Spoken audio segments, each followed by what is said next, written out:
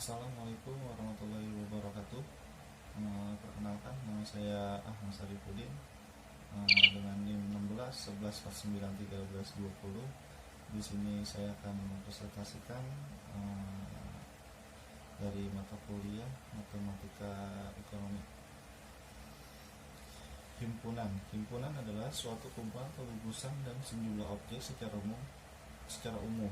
Himpunan dilambangkan A, B, C sampai Z. Di sini banyak juga ya berbagai macam rumusnya, dari penyajian himpunan universal dan kosong, cara kaidahnya, operasi himpunan, gabungan union, irisan, interaction, selisih, perlengkapan komplement, diagram Venn, kaidah-kaidah matematika dan pengoperasian himpunan. Selanjutnya, permutasian dan kombinasi. Permutasi, susunan angka-angka dalam angka ratusan mempengaruhi nilai angka ratusan. Susunan objek yang memperhatikan urutan. Ada cara yang lebih sederhana dan efektif, yaitu menggunakan rumus permutasi sebagai berikut. Dengan rumus sebagai berikut. Kombinasi susunan objek objek yang tidak memperhatikan urutan seperti ini dinamakan kombinasi. Rumus umum kombinasi bisa cek di bawah sini. Di sini juga ada fungsi linear. Fungsi linear, fungsi dan hubungan relasi. Fungsi adalah suatu hubungan antara dua buah variabel atau lebih, di mana masing-masing dari dua buah variabel atau lebih tersebut saling mempengaruhi. Sebuah variabel adalah data suatu jumlah. Sebuah variabel adalah suatu jumlah yang punya nilai yang berubah-ubah pada suatu soal. Variabel yang terdapat dalam suatu fungsi dapat dibedakan atas variabel bebas independent variable dan variabel yang mempengaruhi tidak bebas dependent variable. Koefisien adalah bilangan atau angka terletak di depan suatu variabel dalam sebuah fungsi. Konstanta adalah bilangan atau angka yang kadang-kadang turut membentuk sebuah fungsi tetapi berdiri sendiri sebagai bilangan tidak terkait pada suatu variabel tertentu. Macam-macam fungsi di sini ada 3. Dari segala jumlah variabel bebas dibagi lagi menjadi 2, fungsi konstan, fungsi dengan satu variabel bebas. Yang kedua itu fungsi dengan 2 variabel bebas atau lebih. Dan fungsi yang kedua itu fungsi dari segi letak variabel dibagi menjadi 2 lagi, fungsi implis dan fungsi eksplisit. Yang ketiga itu fungsi dari segi bentuk kurvanya. Yang pertama itu fungsi aljabar dan fungsi non aljabar. Fungsi linear adalah fungsi yang paling sederhana karena hanya mempunyai satu variabel bebas yang terperangkat satu pada variabel bebas tersebut, sehingga sering disebut sebagai fungsi berderajat 1. Bentuk umum persamaan linear adalah sebagai berikut. Di sini ada sistem persamaan linear. Penyelesaian sistem persamaan linear adalah menentukan titik potong dari 2 persamaan linear. Ada 3 yang dapat digunakan untuk penyelesaian suatu sistem persamaan linear, yaitu metode substitusi, metode eliminasi, dan metode determinan. Fungsi nonlinear. Bentuk umum gambar suatu fungsi kuadrat dapat berupa lingkaran atau circle, elips, hiperbola, dan parabola. Lingkaran didefinisikan sebagai tempat kedudukan atau fokus titik-titik P, X, Y yang jaraknya R sampai 1 titik M yang dinamakan pusat lingkaran adalah sama. Persamaan lingkaran umum. Elips adalah tempat kedudukan titik yang jumlah jaraknya terhadap 2 fokus selalu konstan. Elips mempunyai 2 sumbu simetri yang saling tegak lurus. Sumbu yang paling disebut sumbu mayor dan yang pendek disebut sumbu minor. Potong antara kedua sumbu elips tersebut merupakan pusat elips. Yang ketiga itu ada hiperbola. Hiperbola adalah tempat kedudukan titik-titik yang perbedaannya jaraknya terhadap 2 fokus selalu konstan. Hiperbola mempunyai 2 sumbu simetri yang saling tegak lurus dan sepasang asimptot. Perpotongan antara sumbu-sumbu simetri antara asimtot merupakan pusat hiperbola. Yang keempat itu ada parabola. Parabola tempat kedudukan titik-titik yang berjarak sama terhadap sebuah titik fokus dan sebuah garis lurus yang disebut direktrix. Setiap parabola mempunyai sumbu simetris dan sebuah titik ekstrim. Selanjutnya, fungsi permintaan, penawaran, dan keseimbangan pasar. Yang pertama itu ada permintaan. Fungsi permintaan merupakan fungsi yang mencerminkan hubungan antara variabel harga suatu barang atau price dengan variabel jumlah barang. Bentuk umum, fungsi ini mencerminkan perilaku konsumen di pasar, di mana sifat yang berlaku yaitu bahwa jika harga barang mengalami peningkatan, maka jumlah barang yang diminta akan mengalami penurunan, begitu juga sebaliknya. Dan yang kedua itu ada penawaran. Fungsi penawaran merupakan fungsi yang mencerminkan hubungan antara variabel harga suatu barang dengan variabel jumlah barang yang ditawarkan. Bentuk umum, fungsi ini mencerminkan perilaku produsen di pasar, di mana sifat yang berlaku yaitu bahwa jika harga barang mengalami peningkatan, maka jumlah barang yang ditawarkan akan mengalami peningkatan begitu juga sebaliknya. Yang ketiga itu keseimbangan pasar. Keseimbangan pasar, equilibrium, adalah harga yang terjadi di pasar yang mempunyai kesepakatan antara penjual supply dan pembeli demand. Keseimbangan dapat dihitung dengan menyamakan fungsi permintaan dan fungsi penawaran yang membentuk titik keseimbangan equilibrium. Keseimbangan hanya berlaku pada nilai-nilai yang positif atau kuadran. Titik keseimbangan terbentuk pada pertemuan harga dan jumlah atau KIPE.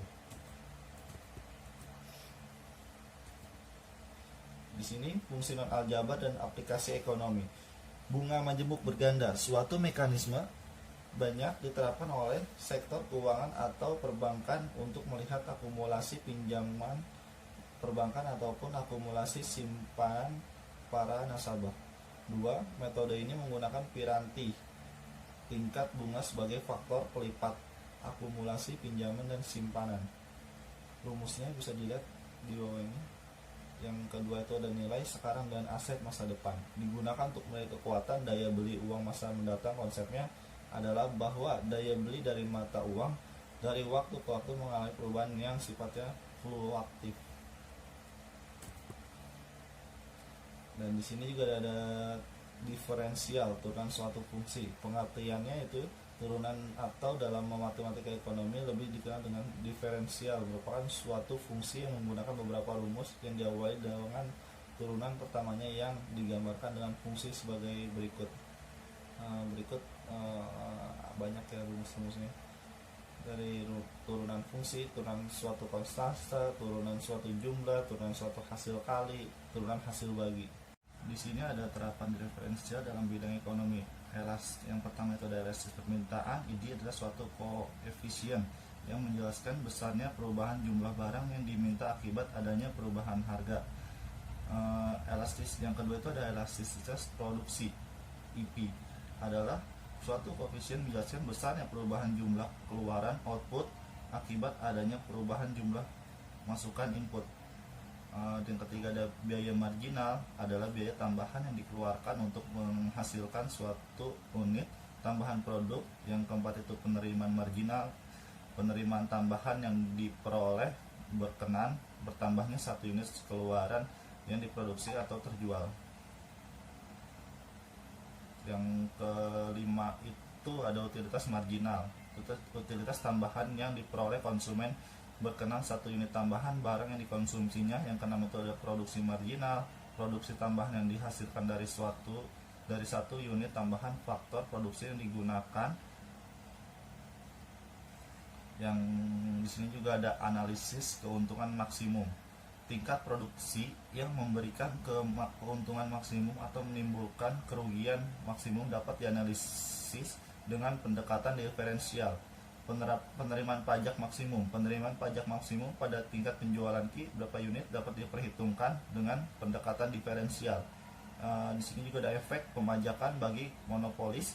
Pengenaan pajak sebesar per unit barang yang diproduksi atau dijual oleh monopolis akan mengakibatkan biaya rata meningkat sebesar T dan biaya total meningkat sebesar TQ. hubungan produk marginal dengan produk rata-rata. Pada saat produk rata-rata AP mencapai nilai maksimum, maka produk marginal sama dengan biaya rata-rata maksimum tersebut. Nah, di sini juga ada penerapan ekonomi diferensial parsial ya. Kita bisa lihat di sini ada permintaan marginal dan elasis permintaan parsial dengan rumusnya di bawah ini. Dan kedua itu ada perusahaan dengan dua macam produk dan biaya produksi gabungan dengan rumusnya di bawah ini. Utilitas marginal, parsial, dan keseimbangan konsumsi. Keseimbangan konsumsi di sini juga bisa dilihat tiga rumusnya. Dan keempat itu ada produk marginal, parsial, dan keseimbangan produksi. Selanjutnya akan dijelaskan tentang maksimum dan minimum titik ekstrim.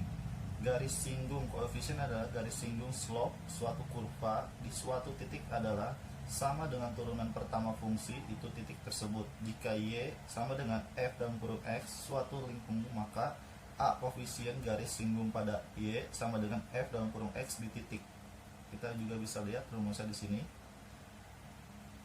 Catatan, titik belok merupakan titik batas perubahan dalam kurung cekung ke cembung, atau sebaliknya dari lengkung kurva sebelum titik dengan lengkung K kurva sesudah titik lengkung cembung bila F dan lengkung cekung bila F. Integral. Dalam perhitungan integral kita mencari satu fungsi yang diketahui turunannya atau diferensialnya, merupakan operasi kebalikan dari diferensial ya. Integral tertentu, integral yang mempunyai batas bawah dan batas atas. Harga integral tertentu ditentukan oleh besarnya AD dan B atau selisih F dalam kurung B dengan F dalam kurung A. Sifat-sifatnya bisa kita lihat di bawah ini. Selanjutnya itu penerapan integral tertentu dalam ekonomi dan bisnis. Yang pertama itu surplus konsumen, mencerminkan suatu keuntungan lebih atau surplus yang dinikmati oleh konsumen tertentu berkenaan dengan tingkat harga pasar suatu barang. Fungsi permintaan P sama dengan F dalam kurung Q menunjukkan jumlah suatu barang yang akan dibeli oleh konsumen pada tingkat harga tertentu. Jika tingkat harga pasar adalah P, maka bagi konsumen tertentu sebenarnya mampu dan bersedia membayar dengan harga lebih tinggi dari P. Hal ini akan merupakan keuntungan baginya, sebab ia cukup membayar barang tadi dengan harga P. Keuntungan inilah yang disebut dengan surplus konsumen. Yang kedua itu ada surplus produsen, mencerminkan suatu keuntungan lebih atau surplus yang dinikmati oleh produsen tertentu berkenaan dengan tingkat harga pasar suatu barang. Fungsi penawaran P sama dengan F dalam kurung Q menunjukkan jumlah suatu barang yang akan dijual oleh produsen pada tingkat harga tertentu. Jika tingkat harga pasar adalah P, maka bagi produsen tertentu yang sebenarnya bersedia menjual dengan harga lebih rendah dari P, hal ini akan merupakan keuntungan baginya sebab ia cukup menjual barang tadi dengan harga P. Keuntungan ini yang disebut dengan surplus produsen. Baik, sekian dari presentasi ini. Kurang lebihnya saya mohon maaf. Wassalamualaikum warahmatullahi wabarakatuh.